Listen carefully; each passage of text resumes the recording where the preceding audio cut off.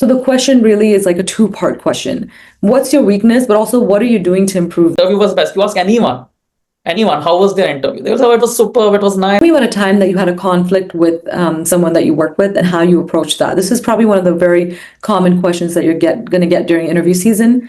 You need to just focus on 3 main points which you want to focus on. But at the same time, don't come unprepared. So it's really a balance between those two things. Is think about how you would answer some of these difficult questions and show them that you have the ability to critically think, Good morning, good afternoon, everyone. This is Pawan from USMLE Satyit, and we today have a special session on interview preparation, where you hear from students who've matched in previous seasons and who are helping IMGs in their journey. So as we get started, a couple of housekeeping items. There is a chat button and you can ask questions in the chat. I will take those questions later on as well, and we can talk about all aspects of match. But specifically, this webinar today is on this current season. We are in the middle of it. Many of you already have interviews. Some of you may still be waiting for interviews. So you may have questions about how do I prepare? What resources I use? What are the most difficult questions? What are programs looking for? How do I research the program? So on and so forth. So that's all what we'll cover today. And Mugdha from my team is also here. So we can also talk about how Satyit's interview preparation plan can help you. So during this webinar, we'll also talk about that. But let's move on, and it gives me great pleasure to introduce Dr. Simran Joshi, who's been an IMG herself and very passionate about helping IMG. So Simran, welcome, and we're very glad to have you here. Thank you so much, Pawan. Hi, everyone. My name is Simran. I am a PGY2 at Yale New Haven Health's Bridgeport Hospital in Connecticut. So I just wanted to talk a little bit about the interview process. I know that's coming up, and it can also always be very anxiety invoking for a lot of people. So I'm going to use experiences from my own interviews and the kind of questions that I got and what I thought was kind of difficult. So I think one of the first questions they usually like to ask you is tell me a little bit about yourself. And I think this part you should keep a little brief. You don't want to ramble too much, because this is just kind of an introduction into who you are. You could talk about okay, this is where I was born. I was raised in this part of the world. This is what I studied in undergrad at this university. Then where did you go to medical school? And what your interests are. For me, for example, I was really into global health. So I kind of mentioned that. And I said, in medical school, I developed a passion for global health, medicine. And then I was yeah, that's just a little bit about me. And that kind of sparks the conversation. And then the interviewer will take, will take charge and ask you more follow-up questions. So my advice would be not to ramble too much and start telling them your whole life story. There's more to talk about during the interview. The other advice I have is one of the things that I see people doing as I'm doing mock interviews is they already decide in their mind what they want to talk about during the interview. Don't have an agenda set I want to say these things about myself and I'm going to say them no matter what. Because part of the interview process is also to see, are you a good listener? Are you listening to the question that they're asking? These interviewers are interviewing hundreds of people, and sometimes you might be the last person that they're interviewing. If you're not answering the question directly that they're asking, that might be frustrating for a lot of them. So listen very carefully to the question being asked and then answer appropriately. Obviously, there are things that you want to mention about yourself that you should keep in mind. If there is something on your resume that you feel is very unique and separates you from most people, try to find a way to include that in the questions that they ask you. But for the most part, don't set an agenda already that you're going to say these things. You will face some difficult questions during the interview. And in my experience, I thought the behavioral aspect of the interviews were a little bit difficult. So they will ask you questions tell me about your weakness. And they ask you more than they ask you, tell me about your strength, because it's always easy to say, I'm good at this. But for the weakness, these are questions where you have to be careful because, you are going to be a physician. So you can't really say things I'm unorganized and, or like I have poor time management skills, because those are red flags for residency programs. You need to have good time management skills. The way I tackled this question was I told them, like, at the beginning of medical school, I noticed that I was taking a lot more time to get my work done because my organization skills weren't optimized. And after first semester, second semester, I kind of started to pick that up. And I asked my other colleagues who had really good organization skills for tips. And I started working on that immediately in my first year of medical school. In the last 2 to 3 years, I've seen that, I'm able to get work done more easily. And I'm not exactly where I'd like to be, but I've certainly made a lot of improvement. So the question really is like a two-part question. What's your weakness, but also what are you doing to improve that? You don't just leave it at, I have poor organization skills. You have to kind of word it in a fashion where it shows that you've actively been working on your weakness. You also don't want to say that you don't have a weakness, because that just shows that you don't have good reflection skills and you don't know how to reflect on your own shortcomings, which can also be a red flag for residency programs. The other question that they ask you a lot is like, tell me about a time that you had a conflict with someone that you worked with and how you approached that. This is probably one of the very common questions that you're going to get during interview season. For this question, I think it's like a double-edged sword, because you really have to think about a time that you had a conflict, but you also have to make yourself, look like a person that you're easy to work with. So with these questions, I just talked about, like, sometimes like there was miscommunications in the team. Like, I'd give them an example of some miscommunication that happened and how I approached that. I went and spoke with my colleague. I clarified the situation. We both communicated effectively, and talked about how we're gonna get through this if this happens again. Right? They'll tell you, like, sometimes one of the questions they asked me were like, you have a friend that you're really close with and you've been on rotations with them, and you notice that the friend's like coming late every day. And you talk to or actually you don't talk to the friend first. At first they just tell you you've been noticing that they're coming late every day, and one day you notice they came late and it's been like the 10th time in a row. What do you do? And then at this time, like, I answered, like, I would talk to my friend. I'd see, like, is there anything going on? Is there anything I can help with? Are they dealing with something? And then they'll say, okay, you talk to your friend, they still continue to come late. There's nothing they're going through. And one day they show up late and a patient is harmed. What do you do?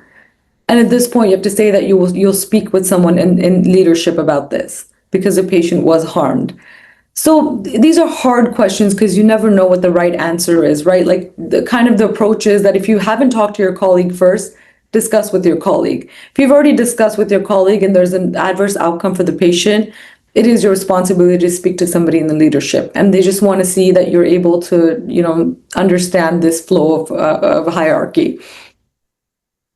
My other advice for interviews would be that it's really important that you do mock interviews before you go in. The day of the interview I felt like my stronger suit was interviews. I like speaking to people. I was very comfortable. Like, I grew up in Canada, so we're very talkative people. But the day of the interview, despite English being my first language, I was really choking on my words because I would get anxious. Like, my first interview, I was just anxious. I knew, like, my whole career rides on this. I kind of went in, like, thinking about that, and I just couldn't express myself well because I hadn't done a lot of mock interviews. So going back, I would do mock interviews. It's also not helpful to do mock interviews with people you have a comfort zone with them. Some of them don't even come from the medical field. And when you know someone, you feel more comfortable around them. When you have a person that's sitting across from you who's been through this process, is a stranger to you, you're kind of like now in this environment that you would be in when you're actually doing a real interview, which is why I think it's really helpful to do mock interviews with, other strangers who are very familiar with this process. So don't sound rehearsed, because you want to sound authentic, but at the same time, don't come unprepared. So it's really a balance between those two things. Is think about how you would answer some of these difficult questions, and show them that you have the ability to critically think. They are going to give you hard questions. They're going to talk about, like, And for me, they said there's a patient who's 29 years old who has ESRD, has severe electrolyte abnormalities, has arrhythmia, and you talk to them about hemodialysis, they say no. What do you do? And then I said, I would talk to the patient, I would counsel the patient, I would tell them like, what are the outcomes of getting hemodialysis? What are the outcomes if they don't get hemodialysis? I would talk to them about, like what are their hesitations with hemodialysis? And then they'll say, like, you talk to the patient about all that, and they still refuse hemodialysis. What do you do? And then I said, like, I would assess the patient's decision-making capabilities. Like, are they able to make this decision on their own? And they say, if the patient's able to make the decision on their own, what do you do? And then I said, like, ultimately, this is a young patient. I would try my best to counsel, but if they understand what they're doing and they know the outcomes and they still choose no, part of patient autonomy is to respect that.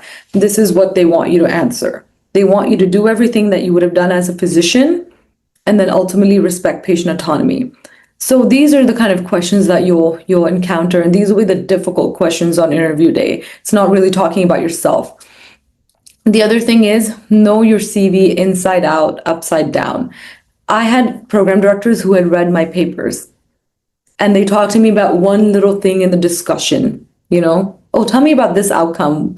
I know you talked about it in your paper. What did you think that was from? They already knew the answer to that. They just wanted to see if I actually worked on the paper and how much work I did. So I think it would be a disservice if, you don't read your own papers, you don't know your CV inside out, be able to talk about your experiences, and kind of like important things that you want to highlight from each experience.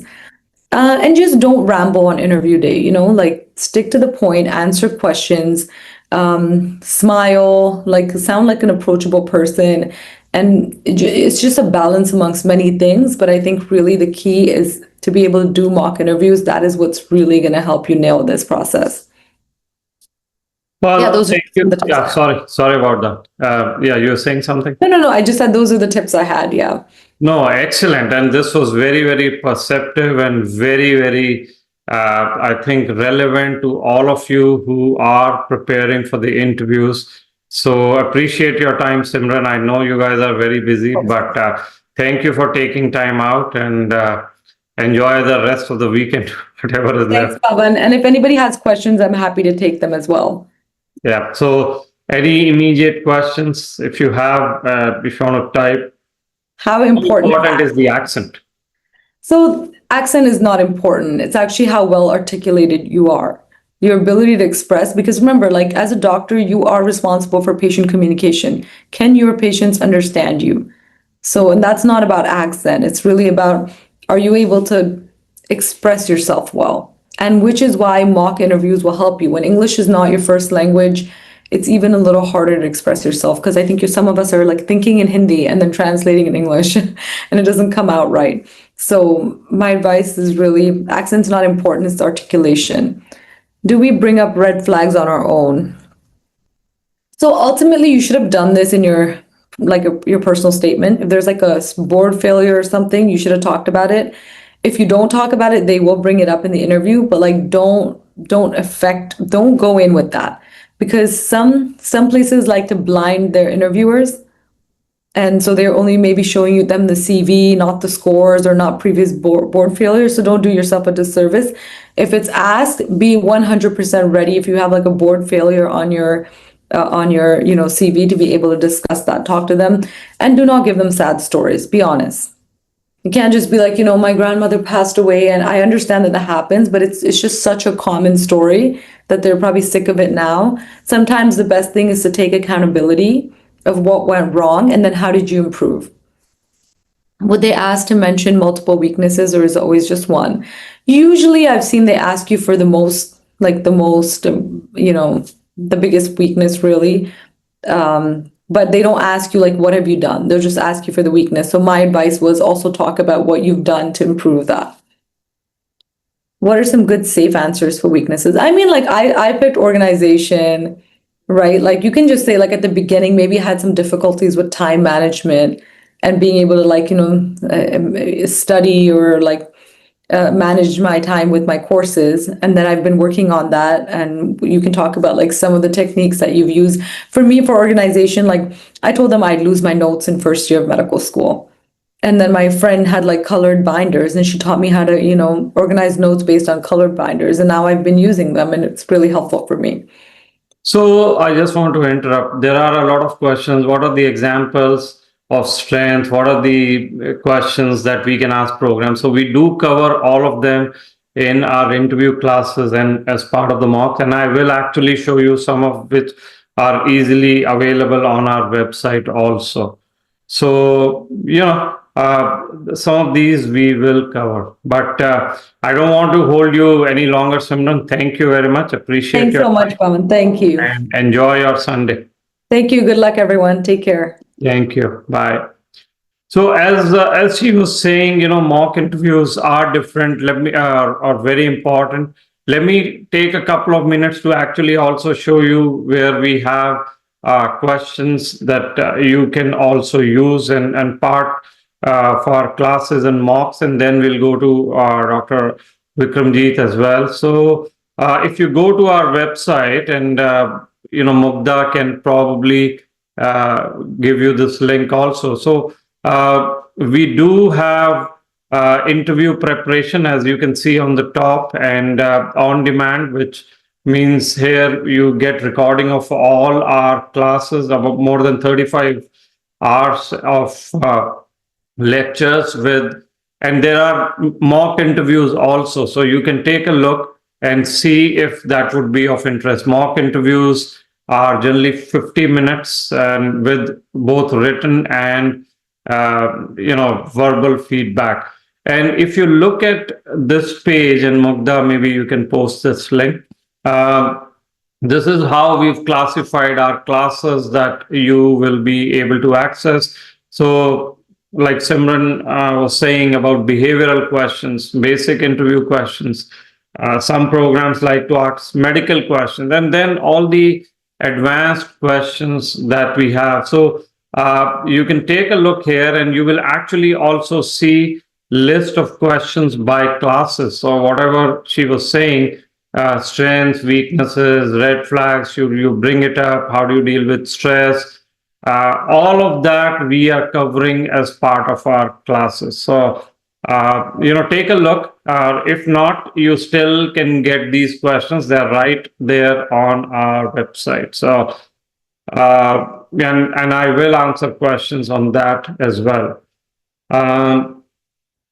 Now, moving on, Dr. Vikram Gill, again, very passionate about helping IMGs. I think he has been helping them as well and comes from AIMS, one of the premier institutes. So, Vikram, welcome, and over to you. Thank you so much, Pawan. So, hi, I'm Vikram. I did my medical school back in India from AIMS Delhi. Currently, I'm a PGY3 at St. Peter's University Hospital in New Jersey. So it's November. It's the peak time of residency interview, and like most of the people must have gotten like at least a couple of interviews by now. So the focus at this point is like prepping for them. So I would say like when we as applicants, like when we are submitting the residency applications in the last week of September, most people they wait for the interviews to come and then start prepping for the interviews. But I would say like that is not the case, because as soon as you hit as soon as you submit your residency applications, you should be prepping on your interview skills from that very moment. As Simran mentioned earlier about the main questions which the residency programs ask, like for example, tell me about yourself, why this program, why do you want to pursue this particular specialty, be it internal medicine, family medicine, or whatever specialty you have applied to. And if you're a IMG, from coming from a different country, why do you want to move to the US, or like from a different country altogether? So if you prep these 4 questions, diligently, and if you are so confident with these 4 questions, I think 70 to 80% of your interview prep is done.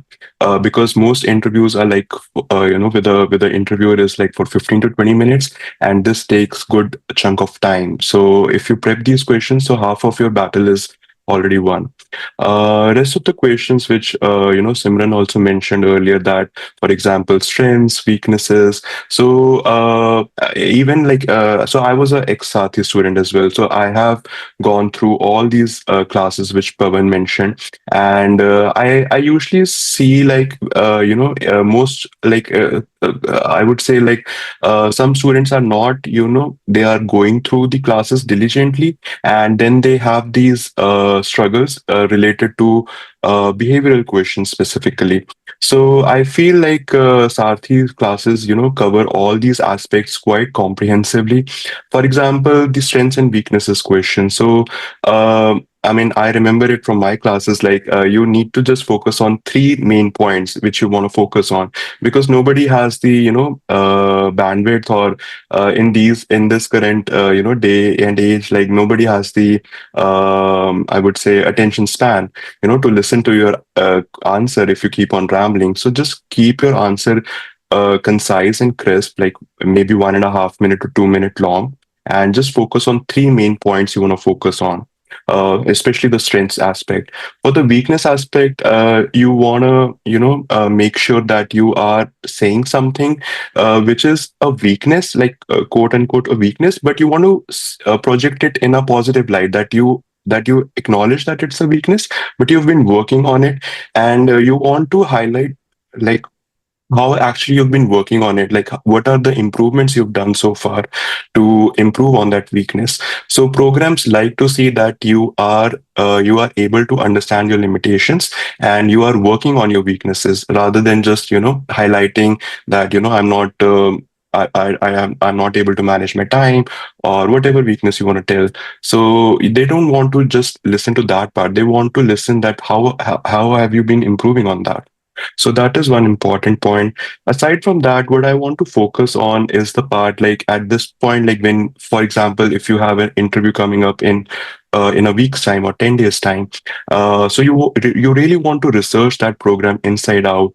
Go to their web page, go to their social media profiles, be it Twitter, be it Instagram, whatever, so that you do understand how the program culture is actually. And like about a couple of days prior to the interview, you will be getting like your schedule, who all are your interviewers. So you need to really read about them, understand what particular projects they have been working on in terms of research. Try to read their research papers, because that would give a common ground, to for things you want to talk about. And you might have like some common research topics or interests which you can maybe discuss on the interview day itself. So I would really emphasize this point, like you should be really learn about your interviews as much as you can. Then the third point which I want to focus on is that there are like broadly 3 kinds of programs. University-based programs, then university-based community programs, and then community programs. Right. So all these programs have their particular strengths and weaknesses. So so in terms of like strengths for university programs, they are really focused towards research. So for example, if you have done research here, or you have good amount of research papers in your CV, you really want to highlight those parts on your interview day. However, if you have like if you're interviewing at a community program, you want to you don't want to highlight on your research that much, but you want to highlight your clinical strengths more, because they want to see somebody who is more proactive in terms of clinics. For example, in New York programs, they are extremely busy with clinical stuff, and even the residents have to do this blood draws, sampling. They have to do minor procedures. So they want somebody who has a good hands-on training, rather than just they are more focused on research aspect. So you basically want to understand which program you are, interviewing at, and then based on that, you want to highlight your strengths accordingly. And Recently, what I found was like when I was interviewing, some of the mentees in Sarthi. So what I found like uh, as a I would say as an applicant, like we are so anxious, especially with the interviews, that we tend to become very robotic, and we tend to become, we tend to highlight the things which the interviewer has not even asked about. So as an interviewer, your focus should be to keep the interview as natural as possible. And as Simran also mentioned earlier, you want to basically highlight you want to basically just answer the question which they have asked. So if you just keep on rambling, then they will get irritated and they will basically not rank you very well. So that is an important point. I recently interviewed somebody from one of the students in the Sarthi group, and I asked them about what was if they could tell me about an interesting case which they recently saw. So basically, they went ahead with key vitals, and they went with each and every lab value which the patient had, and they did not focus on the key learning which they got from that particular case. So what I want to highlight from this incident is that you don't want to tell too much about the case, but you want to tell about the key learning which you got from that particular case. Like, how did that case improve you as a physician, or what did you learn from that particular case? So that was something, I would like to highlight at this point. Aside from that, like when you're done with your interview, you always want to have like 2 or 3 questions ready for each interviewer. You cannot, I would say, you cannot say that I don't have any questions for you. You always have at least 1 or 2 questions ready, depending on the interviewer and the program which you're interviewing at, be it community program or a university program. So you really want to read about the program very well, and you should have a couple of questions ready from residents perspective. Like the I can give you a couple of examples. For example, you want to so as a applicant, you want to understand how the didactic curriculum is structured, and how the residents get the I would say the help and the support system from the leadership in terms of carrying out their research projects, be it QI projects or case reports, or you can ask about volunteering opportunities during the course of residency training. So basically, they want to, from these questions, they want to understand how interested you are in their program. You don't want to ask like questions, how many day offs will I be getting, or how many sick days will I be getting. So basically, you want to show that you are proactive and you want to give back to their residency program, rather than you are just there being in the back. So these are some of the points which I had, and this is what I would want to highlight at this point. Thank you. Thank you very much, Vikram. So let's take a couple of questions for him. I think I see one. Should I be worried about not having good research experience before interviewing at a university program? So looks like this applicant does not have a good research experience. So how do they handle a university program interview? I mean, the very fact that you got an interview from this program shows that they are interested in you, even if you feel that you don't have adequate research in your CV. So I would say that even if you didn't publish much during your time as an undergrad, as a medical student, you can still showcase your interest in actively pursuing research. So you can mention that you have been reading about how to conduct research projects. You can mention that you've been trying to do courses on carrying out research. for example, learning about R, Python, or carrying out different systematic reviews and meta-analysis. So they just want to make sure that you are interested in research and you're actively working towards how to navigate your research project. Okay. Interesting question. Should I ask or can I repeat the same questions for different interviewers? That's a good question. I would say yes and no. So I would prefer not to do it because, like, interviews obviously do talk about the applicants. If possible, try to have different questions for the different interviewers. Also, as I mentioned earlier, like you can always read up on about your interviewers, about the things which you think they value most. So, for example, some interviewer would be more interested towards research. Some interviewer would be, more interested towards clinical aspect. So you can tweak your questions accordingly based on their interests, so that they feel that you have studied about the program as well as about them. Okay. One last question before I let you go.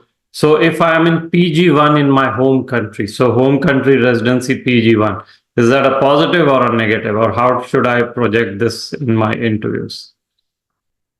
I would say I would say that it can be a positive. I wouldn't say it's a negative because it demonstrates that you have had good clinical exposure. Like, for example, a program which is really busy. For example, a New York City program who is very which is very like a clinically busy program. So they want somebody who is who has had that clinical exposure and is comfortable with doing procedures and even like doing blood draws and stuff. So if you have done that and you have mentioned in your CV about those experiences, I think you should project that in a positive light. Well, thank you very much, Vikram. Appreciate your time again on a Sunday. So really, really appreciate it. Thank you very much. Absolutely. Everyone take care. Bye-bye. Have a Bye. great day.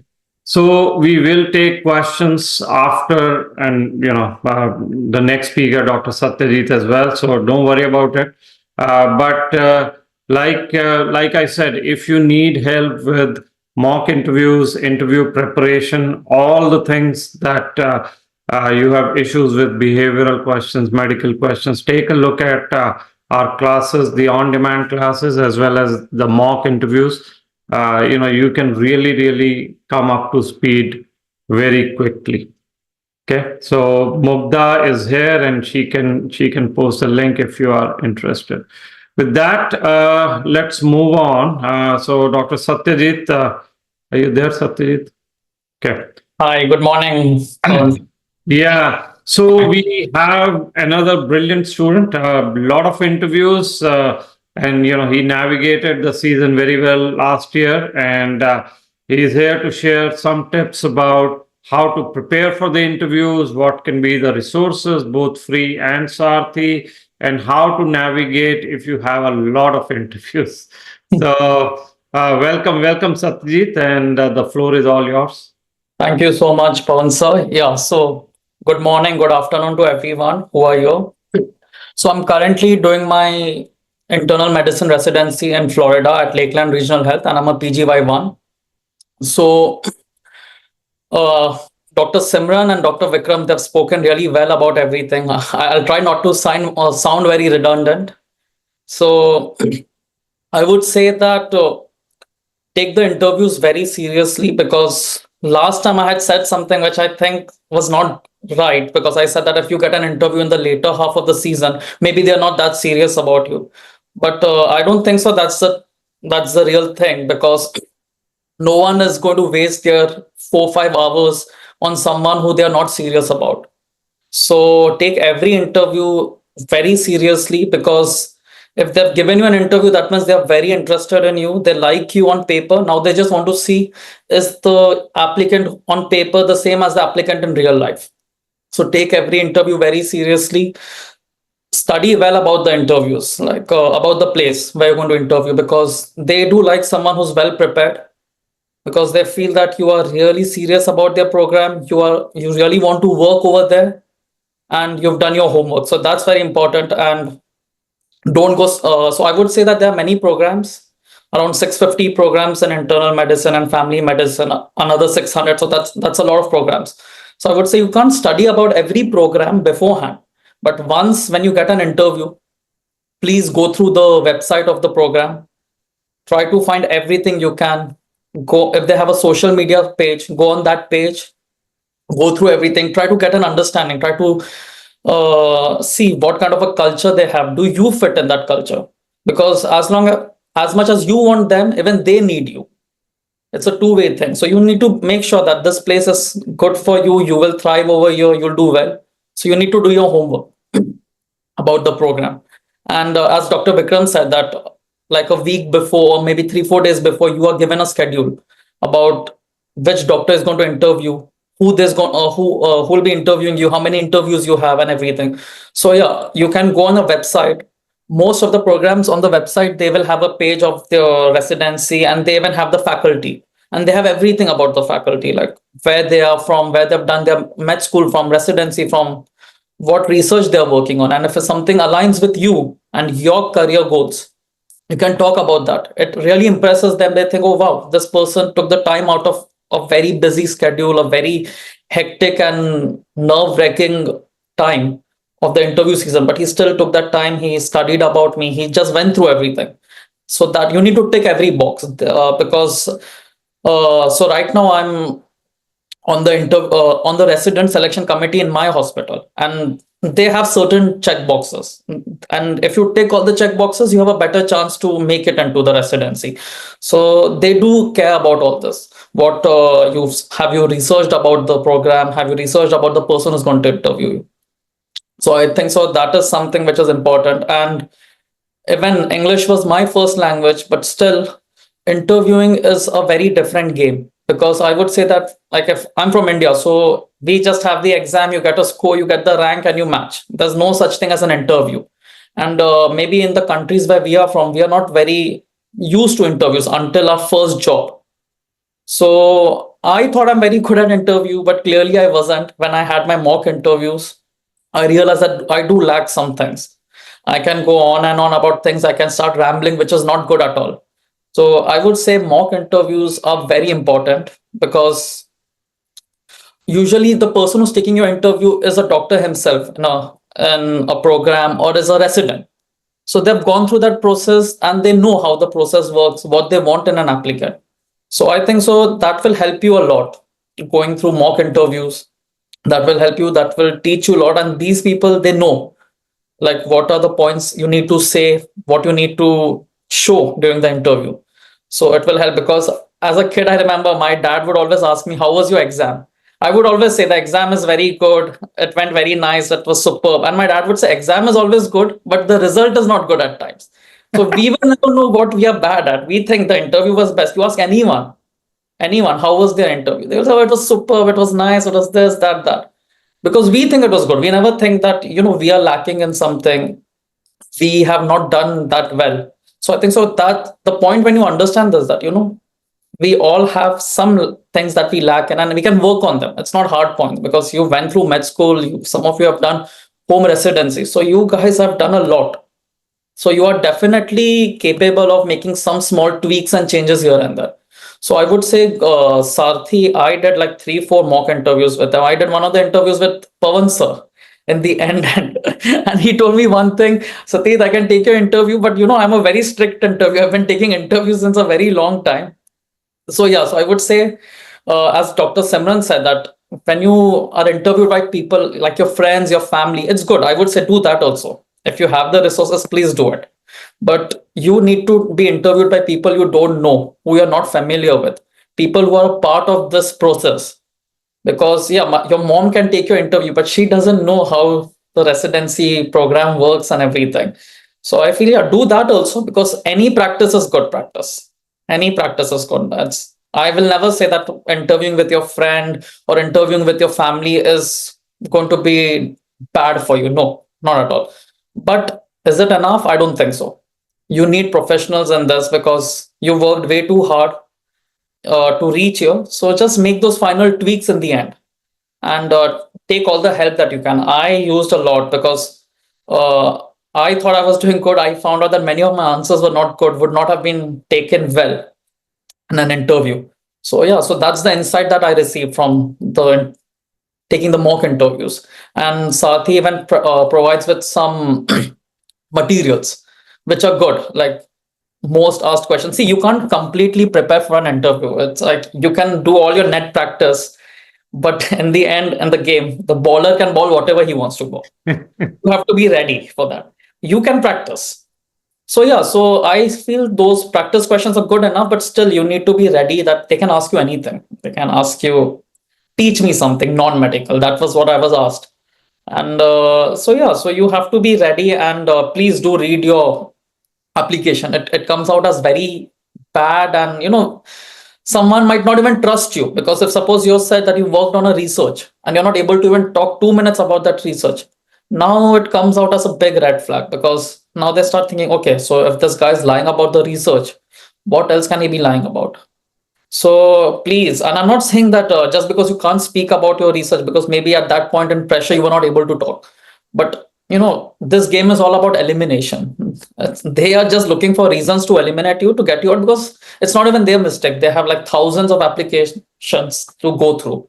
So yeah, so read very well about your profile, because it's your story. If you can't say your story well, it comes out as a red flag, I would say. So read it. You should be able to talk about anything on your CV. If you've mentioned it, please be ready to talk about it. So let me ask you one question. As you know, I know you just came back from your duty, so very tired. As you are evaluating residents or talking to applicants in this season, what is the most common mistake you have seen them make? Maybe it is not reading their own CV, but what is the most common thing you have seen and you're saying, oh my God, this basic stuff is not getting through? I would say that people are not practicing enough, and they are focusing on the wrong stuff. Like people are scared. I have an accent. Even I have an accent. And once you work in a hospital in US, it's a melting pot. There are people all over the world. Some of the doctors will have the heaviest of accent. It doesn't matter as long as you're clear. There has to be clarity. So people are worried about such things. I don't think so. The main thing is just practice. Just keep practicing. I would say they're not practicing well for the interview. You don't understand, because once you've got the interview, you have one foot into the door.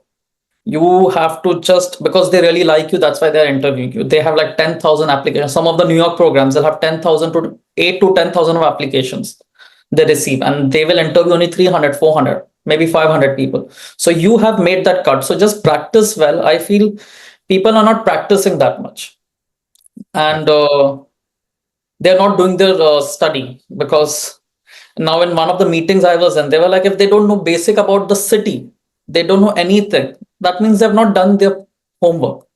So I feel that you need to, and as Dr. Vikram said, that don't wait until the interview. Start practicing right now itself, because it is something, it takes time. So I would say keep practicing, keep talking, keep talking to people around you who are in this process together, because there are some things which you may not know, you may not have an insight about, but they can help you. There are many things that I didn't know in my journey, but people around me helped me. So keep talking, keep practicing. I would say that is something which people lack. They're not practicing enough. Okay. Well, thank you very much, Satyit. Much appreciate. I know you are on a night call, so thank you again for helping IMGs. Anytime, Pawan, sir, anytime. Thank you. Thanks. All right. With that, let me take some questions and last minute things that you may have as I, bid goodbye to our speakers. If you can, type those questions again, which I may have missed, and then we'll take it from there. And we'll also go over some of the other resources and things like that that you may have some questions on as you talk, or you need information about mock interviews and all of that. Before I do that, also, I think Mugdha has posted links to our YouTube video, Instagram, and things like that. So take a look at that, and then let us know. Those are very good resources. So question on better to schedule interviews earlier or later. Other If it's not a pre-match program, it does not matter. And as Satyajit also said, they are interviewing throughout the season. Unless you are in a pre-match interview, pre-match, of course, schedule it as soon as you can. The earlier, the better. Otherwise, it does not matter. They will evaluate all applicants. How a program can identify candidates who have completed their residency in their home country. So, there are different ways to do it. Candidates actually can mention it as part of their work experience, of those 10 work experiences, or there is a section in ERAS as well, right? So, can I take down notes during the interviews or look at my own note? Now, this is very, very critical. In a remote virtual interview, so there can be two kinds, virtual or on site. In a virtual interview, it can be very, very damaging for you if you are looking down at the notes. Virtual interview, because they don't really have any other ways to assess your body language. So the looking at the screen, smiling, all of that becomes very important. We don't recommend taking notes. Maybe taking notes by looking at the camera, maybe it's okay. But looking at your own notes, it can come out as you're reading the answers. So, no, absolutely no. However, if you have an on-site interview, you're obviously taking a booklet or a notebook. You can scribble some notes. They also know that you cannot read the answers on a one-on-one, face-to-face on-site interview. How do I know if it's a pre-match program or not? If it's a pre-match program, they will not go into NRMP, so they will not have an NRMP code. But I think we also have a list of all pre-match programs on our website. So take a look at the website, and I can see if I find it. I will maybe share the screen if I find the pre-match program. But I know, yeah, I found it. So let me share my screen. Now, of course, remember, these things can be changing. So, this is on our website. There is a complete list. Let me get you the, so here's the URL, prematch-programlist.html. And Mugdha, maybe you can grab it so you can see the list of all the pre-match programs. So maybe Satyajit, since you're back, I didn't realize, you can take this, it'll be a good one. If a candidate is invited for an interview, how does the ranking process work? Is it based mainly on interview performance, or the selection committee considers other aspects like scores, experience, and overall application? No, they will. This is a good question. They will go through everything. Interview performance is the most important. That's the number one on the list. But they will go through other things also. About your scores are kind of, I think so. Once you get the interview, after that, the score is not important, not that much, because they liked your score, they got it, they gave you the interview. After that, it is more about what experience you have, how did you perform in the interview, and what you bring to the residency program. After that, I don't think so. Score is very important. Once it's more on the interview performance and the vibe that you give them. That are you someone easy to work with? Are you someone with whom they would be able to work? Because your work culture is very important in US, so they do care a lot about that. Once you get the interview, I feel it's more on the interview performance. Okay. Maybe one more question you can take. Can you elaborate on some criteria that programs in general use to filter the applicant after the interview? So after the interview, I would say it's more about the skills, how you answered the questions. Did you have a positive attitude? Because that is important. You need to have a positive attitude. And did you give a good vibe to them? Because again, it's just this what you show, like how you show yourself. Like Are you easy to work with? Do you have a positive attitude? Are you someone who's very coachable? So that's why the year of graduation is very important for them, because they think if it's been many years since you've graduated med school, you've been out of med school, you become less coachable according to them. So yeah, so they want to just show them that you are here to learn. You will learn. You will do everything to excel and for the betterment of your patients. So yeah, they need to see that attitude that you are someone who can take feedback, who can take criticism, and work on yourself and learn, keep learning. Yeah. Maybe one last question I give you. Uh, if I'm on a wait list, what can I do? I think so. There's not much you can do if you're on a wait list, because now they will go through the people they've selected first, and if there's some issue with visa problems, or then if there's a total red flag they see later in that person, then they will reach out to you. But there's not much you can do, and to be honest, you won't even know if you're on a wait list. So sometimes they do send you that, the spots are booked, but we'll put you on a wait list or something. Because So sometimes you can be late in selecting a date, right? So that happens. So then probably they can put you on a interview wait list. okay, so but I feel there's not much you can do at that point. If suppose you've not done step 3, if you've done with step 3, if there's some significant thing that you would like them to know, maybe you could reach out to them. Oh, see, I did my step 3. I'm done with step 3. This is, I would just let you know that I'm done with step 3. If anything that is significant, don't tell them, don't email them, oh, I did my ACLS, BLS certification. This is all. No, if there's something significant, you can let them know. But other than that, I don't think so you can do anything. And maybe you can send a letter of intent or interest later on. If you, in the end, during Jan Feb, if you still didn't hear from them. If there is a meet and greet in person, so before the interview, there's, a day before the interview, meet and greet event, what is the expected attire if it's, physical event? See, they will let you know what. I don't think so. It's going to be super formal, but yeah, please don't go in a t-shirt, jeans, and flip flops. Wear something business casual. They usually will let you know. With the invitation letter or something, they let you know. Even if they don't let you know, I think so. A good business casual attire can never go wrong, even if they don't let you know.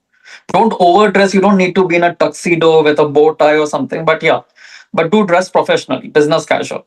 And one more thing, just on that question, I would just like to say that if your program is giving you an option to have a virtual interview or in-person interview, and if you can come to America, you are in America, please go for the in-person interview. It makes a very big difference, because so I during the interview process I was in America and I had few interviews which was in person and virtual both. They gave me the option, but I went in person because I was here. I don't expect everyone to do the same, but if you are in US, if you can travel, I would say please come here, because it gives a better impression. They think that you're so serious because they don't know where you are. They don't know you're already in America or anything. They think, oh wow, this person just came to see our program in person. He had the option for virtual, but he decided to come here. He decided to dress up, come here, see us. So he's really interested. He's really serious about our program. So if you have the choice and if you can travel to the US, please do come to America during the interview season. And because many programs will even have their second visit, the mixers and everything. If you go through them, it really makes a big difference. I will 100%. The place where I matched, I did go for a second visit. Yes. The program director just told me, Satyit, just come for the second visit. You may like our program. Just come. I went for the second visit and he was really happy. On the day of the second visit, he even told me, wow, you did come. You said you would come and you came. So that definitely makes a difference. So Yes. if you can travel, go to the place, go. Don't go uninvited. Like if you interviewed somewhere, don't go, oh, I want to go meet the program director, because I was rotating at one of the places and the person was a program director in one of the programs. And he told me that one of the persons started stalking him. He started coming to the hospital to give him gifts and everything. So don't do that. If you're invited for something, try to be there. But don't show up on someone's door or office. Oh, you interviewed me. I just wanted to say thank you. No, don't do that. Yes, so I think there are two important points that he's raising. One is, regardless of what the programs say, virtual and on-site don't make a difference. They do make a difference. We are all humans. So if you can go for an on-site interview, if they give you both the options, I think, given your financial situation, visa situation, etc., do that. That I think will be very, very helpful. Second is, in this country, there are rules, policies to be followed. So don't stop people just because you heard the program director name or met him or her at a conference. Doesn't mean that you chase that person every time. So, follow some basic courtesies, because otherwise it can come back to harm you. I see something about thank you emails. Yes. So yeah, if the program has specifically not mentioned during the interview that we don't want any post-interview communication, please send them a thank you email. It's basic etiquettes and they consider it as basic manners. So yeah, please send them an email. Don't write a big story or something. Just thank them. Okay, thank you so much for the opportunity to interview and to know more about your program. And I would love to be a part of this residency program if I'm selected. Yes. Short and sweet. And again, another important tip, ability to follow directions. If someone has said, don't send us email, they expect you to follow directions. And that could be one of the filters. This student doesn't even know what we are saying and they're still, spamming us. So that's an important point. Exactly. So yeah, they want to see that you can follow basic directions. And that's one of the way how we even eliminate some of the applications, because on our website we've mentioned that we want 3 LORs. And if someone is trying to send 4 LORs because IRAS allows you to send 4 LORs, we take that as a bit of negative, because I know everyone wants to show that, I'm working really hard, I'm going above and beyond, but you need to follow the basic directions that they've mentioned. If they've not mentioned, send 4 LORs, send 5 LORs if IRAS allows you to do it. But if they've mentioned only 2 LORs, I applied to some programs which said we want only 2 LORs. So now it's on you, because I know most of us will not read our LORs. We don't get to see them. But you have a general idea which rotation was your best rotation, which doctor might have written better about you. So now there you need to use your judgment and send the 2 best LORs which you think are the best for you. So please go through the website, and if they say no post-interview communication, please don't communicate with them. That's it. One last question for you, Satyit, before we wrap up. What is the idea behind social events and how important are they? Again, as Pawan sir said, don't put yourself in a financial burden. But if you can, do go to the social events, because social event, they just want to see who you are socially. Because it's all about patient care and hospital, but you have a life. You work 80 hours a week. So there's another 150 hours left in a week, if my math is right. So they want to see how you are, if you can, you're someone who can fit well in the team. If you are someone, because you might be the smartest person in the room, but if you are a very cocky person, a very arrogant person, no one wants to be with you.